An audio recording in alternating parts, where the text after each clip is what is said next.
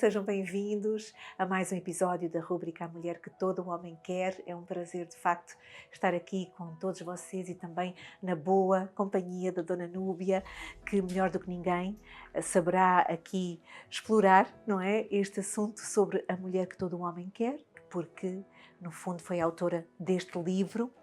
E hoje nós vamos, Dona Núbia, falar sobre escolhas. E escolhas é algo que nós fazemos todos os dias, a toda a hora. Umas escolhas mais fáceis, outras mais difíceis, umas que exigem muito pouco de nós, mas outras que exigem realmente muito mais atenção e, digamos que, uma reflexão profunda do que verdadeiramente vamos escolher. Mas, por vezes, com as pressões da vida, acabamos por fazer escolhas precipitadas, acabamos por tomar decisões que não deveríamos tomar. E é por isso que aqui entra, digamos que uma análise, um stop, digamos assim. Eu gosto muito desta palavra porque faz falta fazer uma paragem para fazer aquelas escolhas que são determinantes na nossa vida. E aqui, por falar em escolhas, Elimeleque, não sei se é assim que se diz o nome, mas isso mesmo. não é? É o marido da Noemi. Ele fez uma escolha. Ele saiu da terra que a senhora até fala sobre, não sabia, aqui eu descobri, Belém, não é? Que é a terra do pão. E ele saiu porque estava a passar por uma situação muito complicada, muita fome, não é? E realmente era duro aquilo que eles estavam a viver, mas ele decidiu sair e ir para outra terra estrangeira, algo que, segundo a palavra de Deus, não era o mais indicado. Olá, Luísa, olá também para as nossas amigas de casa, é um prazer estar aqui com vocês. E você bem colocou a introdução do assunto Partida de Belém. É isso aí. Às vezes as pessoas pensam que é uma mudança de cidade simplesmente. É você escolher assim, eu estou em Lisboa, decido morar em Évora. Não é isso. Não é sair de uma cidade para outra apenas porque você não gosta do clima ou porque está difícil o emprego. Eles estavam saindo da terra prometida. É preciso contextualizar isso porque Deus, o próprio Deus que tinha libertado esse povo da escravidão no Egito, introduziu todas aquelas pessoas, constituiu um povo escravo, uma nação e deu aquela terra. Então não era uma terra qualquer, né? Israel não era um local geográfico simplesmente. Ali era uma promessa de Deus, aquela terra fazia parte de uma aliança do povo com Deus. Então dar as costas para Israel era o mesmo que dar as costas para Deus. E como a Luísa bem colocou, nós tomamos decisões todos os dias, né? Nós acordamos de manhã e decidimos o que vamos tomar no pequeno almoço, que roupa iremos vestir, qual o trajeto que nós iremos pegar para chegar ao nosso destino, não é? Se nós vamos no autocarro, se nós vamos no comboio, se nós vamos chamar um carro pelo aplicativo, são escolhas que de repente não vão mudar grandemente na nossa vida, mas outras escolhas não. Outras escolhas vão criar um impacto em nós e em todos que estão à nossa volta. Elimeleque, esse nome diferente, significa Deus é o meu rei. Mas ele não consultou a Deus para tomar a sua decisão. E é exatamente o que a maioria das pessoas faz, né? A maioria também age assim. E elas querem a solução rápida para os seus problemas e entram numa racionalização humana. O que eu devo fazer? Porque todos são inteligentes e todos querem buscar uma saída.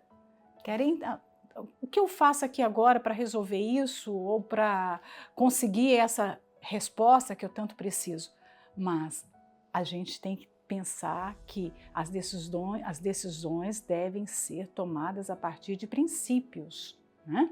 Não somente de sensações, de sugestões, porque há aqueles que dão sugestões. Talvez Elimeleque não foi o primeiro a tomar essa decisão, ele pode ter visto outras pessoas saindo de Belém.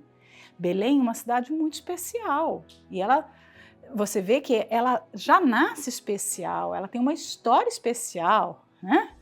Belém, a casa do pão, é como se fosse assim, ali é um lugar que gerava vida, gerava alimento. Então, se estava faltando pão na casa do pão, havia alguma coisa errada na comunhão com Deus. Havia alguma coisa que se passava mal entre o relacionamento com Deus, né? Do povo com Deus. Mas a última coisa que eles fizeram foi essa reflexão. Então, ao invés de se consertarem com Deus, eles deram as costas para Belém e foram buscar uma terra onde tivesse como plantar, colher, ter comida. No primeiro momento, você pode pensar assim, poxa, mas se eles estavam passando necessidade, se havia fome, nada mais justo do que sair de lá.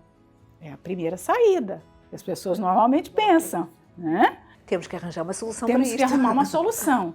Mas a estrada menos percorrida é a estrada da vontade de Deus, porque é a estrada que não tem facilidade, né? E as pessoas querem pegar o caminho da facilidade. Eles avistaram Moabe, e Moabe era uma terra que ficava próxima a Israel, depois do Rio Jordão, só que era uma terra de inimigos. O tempo todo que você vê a menção de moabitas na Bíblia, você vai ver que eles estavam em conflitos com Israel, com alguma das tribos de Israel. Não havia paz.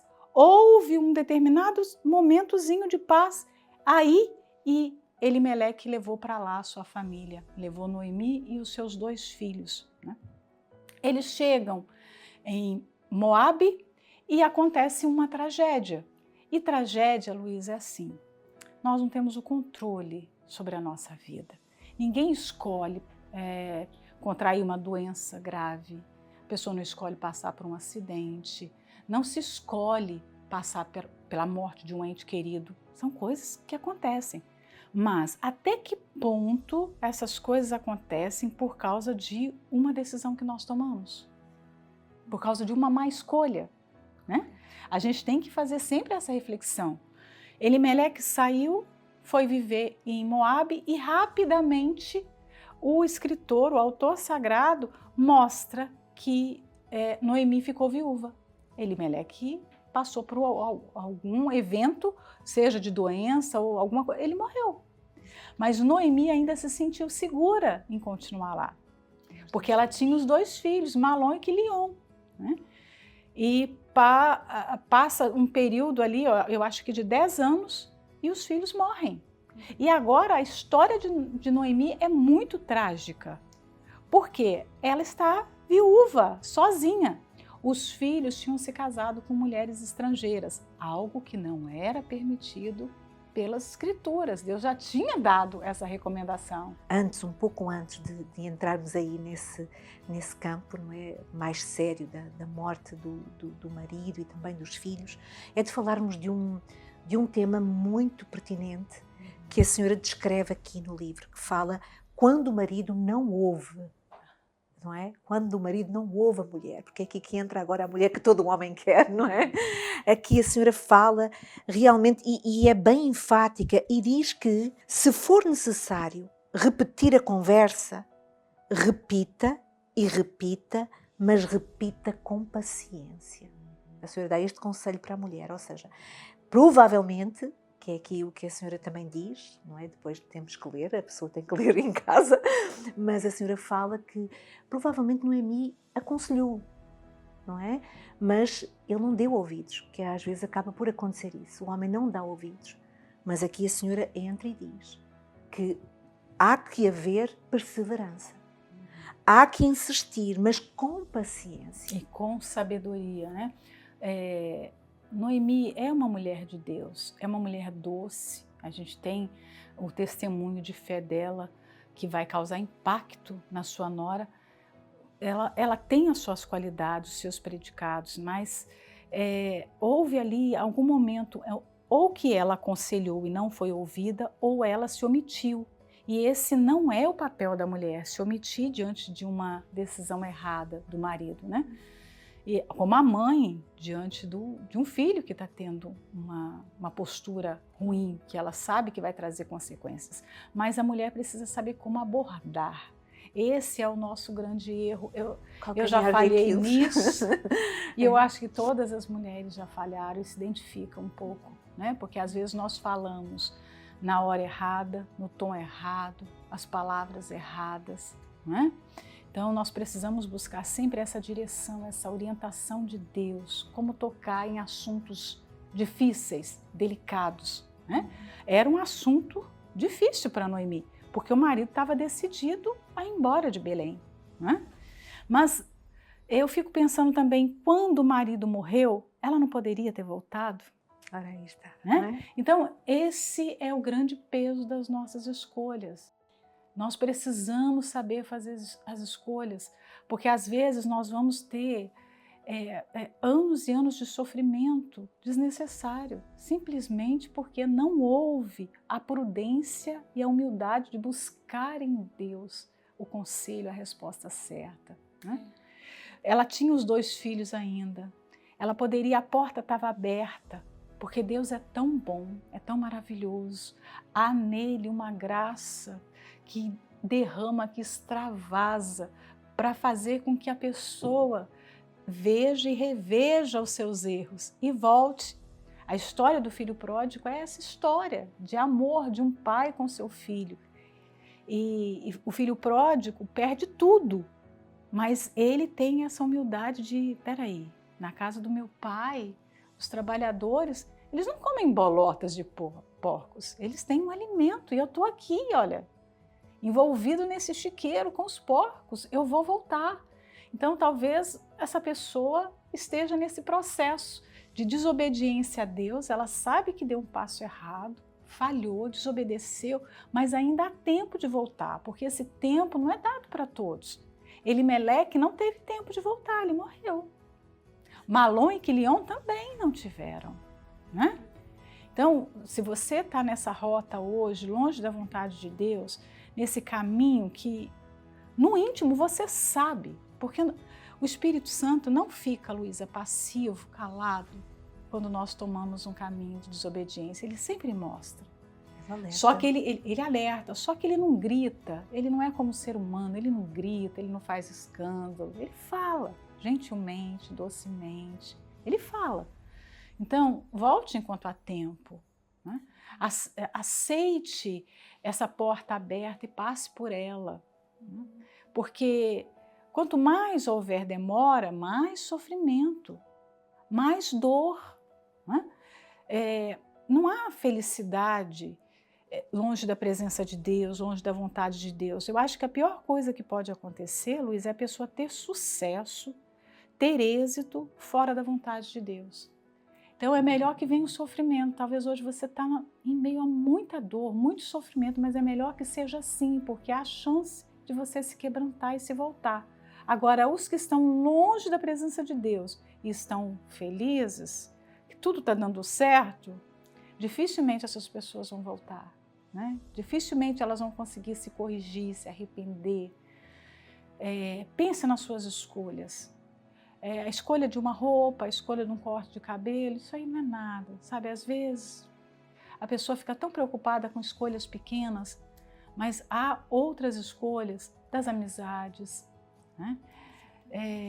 A decisão de um relacionamento com quem vai se casar, a faculdade que vai fazer, o que vai ouvir, o que vai ver, com o entretenimento que vai deixar entrar nos seus Exatamente. olhos, pelos seus ouvidos, né? São coisas que vão se aprofundar em nós e vão fazer-nos tomar decisões que às vezes nós nem gostaríamos de tomar, mas fomos influenciados, fomos levados àquilo.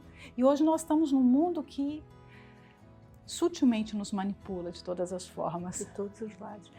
Aliás, nós podemos ter tudo, Dona Núbia, diante daquilo que a senhora agora falou e diante também da história de Elimeleque, Noemi e seus filhos, nós podemos dizer que eles conseguiram até ir para uma terra e até conquistar e ter mais dinheiro e mais condições, mas eles podiam ter tudo, mas não tinham Deus. E quando nós não temos Deus, eu tenho que ser franca e sincera, nós não temos nada, absolutamente nada. Estamos completamente perdidos, à toa, cegos. Então eu acredito que vale, de facto, a pessoa averiguar, pesar, mesmo como se fosse uma balança imaginária, mas pese as suas escolhas, pese as suas decisões e veja para onde é que estão, onde está mais pesado, não é? Se é mais para a sua vontade, se é para a vontade de Deus. Nós temos que fazer não é? essa averiguação. Pese com os princípios de Deus, pese com a palavra de Deus. Porque às vezes a pessoa pensa assim, eu vou tomar essa decisão por esse emprego. Por quê? Porque ele tem um salário melhor, eu vou ter mais conforto, eu vou comprar minha casa. Ela não pensa na vontade de Deus, ela pensa nela, ela se prioriza, ela se coloca em primeiro lugar. É claro que ela vai tomar uma decisão ruim. Agora, quando ela coloca Deus em primeiro lugar, a sua decisão vai ser sempre acertada. Né? Muito bem. Acredito que já valeu bastante o nosso episódio de hoje. Então, faça essa análise da sua vida. Nós sempre convidamos a que faça isso e que tire tempo para isso também, para fazer essa introspeção da sua vida, porque realmente é dessa forma que vale a pena viver. Avaliar a sua vida na perspectiva, como a senhora falou, da palavra de Deus. Muito bem, então despedimos-nos. Sim, regressamos para a semana. Voltamos na próxima semana. Um forte abraço. Tchau, tchau.